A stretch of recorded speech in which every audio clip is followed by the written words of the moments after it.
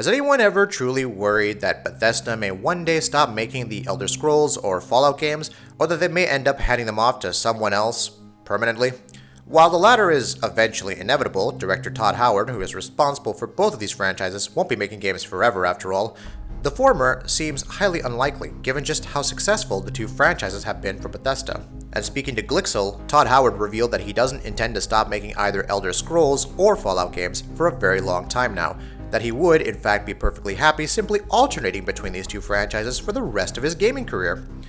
In some respects, yes, said Howard, there are worlds that we really love. I would be sad if we stopped. We want to do other things as well, but those are worlds that are part of who I am. We make little games too, like Fallout Shelter. We have some other mobile games that we're starting to look at. We could try some new things that we usually wouldn't do with the larger games, which we're totally fine with. We just hope he doesn't find himself getting creatively burnt out.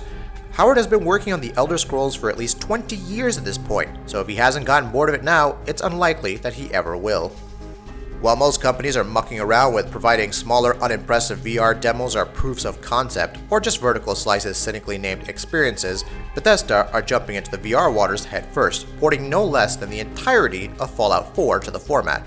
And in a recent interview with Glixel, Bethesda's Todd Howard confirmed that yes, fans can expect all of Fallout 4 to be VR, not just some small part of it. That's the promise of VR, being in a big virtual world, said Howard. The core experience, meaning you put on the headset and you're standing in the world of Fallout and can go where you want, just that little bit is every bit as cool as you hope it would be. Once we did that, we were like, okay, we gotta see where this goes. We're not so worried about how many we're going to sell or what the market is. That will all sort itself out. Howard also talked about what he feels Skyrim, which was recently remastered and re-released, lacks in, and how he would look into improving that. I think if you look at our worlds and environments, they're really rewarding.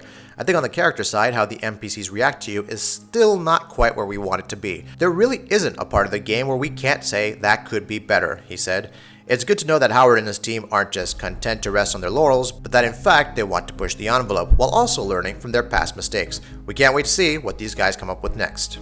Some time back, the Advertising Standards Agency in the UK looked into complaints by players on a particular game called No Man's Sky. This was about possible misleading details on the game's Steam page. Months later, the ASA has ruled in favor of Hello Games, stating that the developer did not, in fact, mislead players. The concerns were focused around screenshots and videos showcasing aspects that weren't actually in the game, along with a different visual style. The ASA detailed major concerns and explained its ruling on the matter. Since the game is procedurally generated, perfectly replicating everything seen in the screenshots wouldn't be possible. We understood that the screenshots and videos in the ad had been created using game footage, and acknowledged that in doing this, the advertisers would aim to show the product in the best light. Taking into account the above points, we consider that the overall impression of the ad was consistent with gameplay and the footage provided, both in terms of that captured by Hello Games and by third parties, and that it did not exaggerate the expected player experience of the game. We therefore concluded that the ad did not breach the code. As for the limited trade or fighting factions over territories, the ASA noted in relation to the claim trade convoys travel between stars, the footage provided by Hello Games showed trade ships warping into systems after traveling between solar systems. We therefore understood that this feature existed in the game.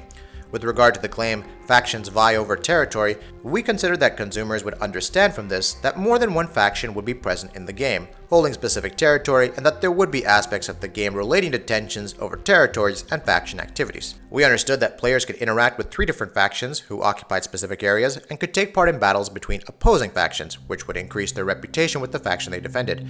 Noting the explanation and footage provided by Hello Games, we did not consider that this description differed materially from the relevant gameplay features. It's worth reading the full report for more information on what the ASA considers misleading and not misleading, but what's your take on the whole issue? Do you believe you were duped with No Man's Sky? Let us know in the comments. In the mood to hate Konami further, especially given the rather acrimonious split it had with Metal Gear creator Hideo Kojima, the Game Awards host Jeff Keighley had some rather interesting insight on the matter and told Glixel about how Kojima couldn't even communicate directly with his team while finishing Metal Gear Solid 5: The Phantom Pain.